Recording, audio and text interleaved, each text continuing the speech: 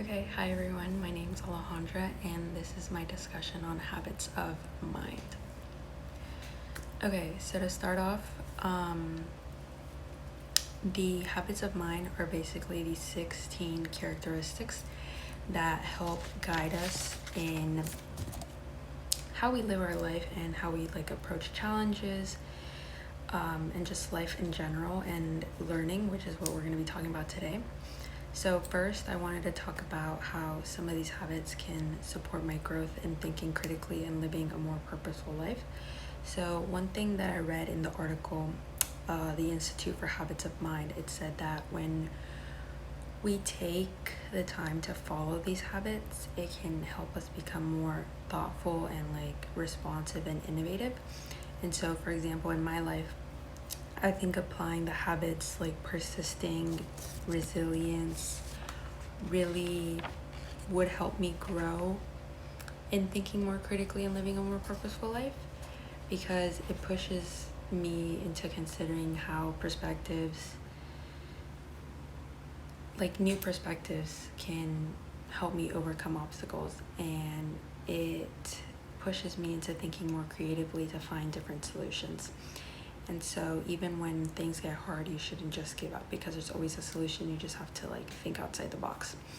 And then another big habit that can help me live a more purposeful life, I would say, is expressing thoughts of wonderment and awe. Because by doing this, you engage with the world around you and start to notice small things that, might bring out this creativity and happiness. And one thing that I saw was in one of the articles that I read, it talked about how without awe in your life, your life just becomes routine, and so you lose purpose, and this creativity can help you think more critically. So the next is my personal approach to teaching, which includes creating a classroom that is based off inclusivity, which is, I want a place where students feel seen, heard, and valued. And I want to be able to use my students' backgrounds, like their cultural background and academic background, to create lessons that are more engaging and relatable. And so some of the habits that resonate with me are thinking flexibly. So, understanding that not all students learn the same way, and it's important to be open-minded and come up with different solutions, or teaching methods in this case, that will foster this inclusive environment. And then the second habit that resonates, I said, is creating, imagining, and innovating. I think it's important that, students are original with their own work, with their thought processes. Again, not everyone learns the same way. Not everyone's gonna communicate their ideas the same way. So it's important that they foster this self-expression in the classroom. And then lastly, I want to talk about real classroom scenarios where, we can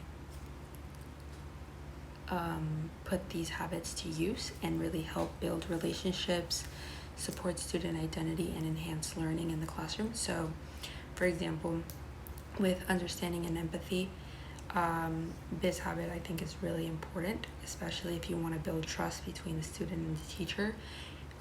Letting the student know that it's okay to make mistakes. It's,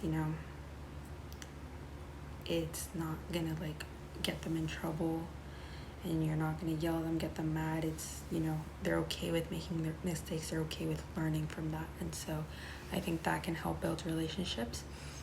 Another thing I said was questioning and problem solving and problem posing, my bad.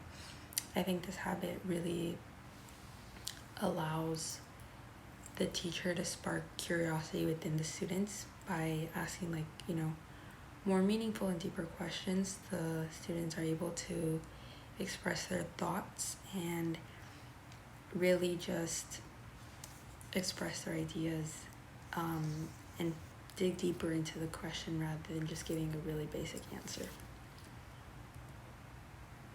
Thank you.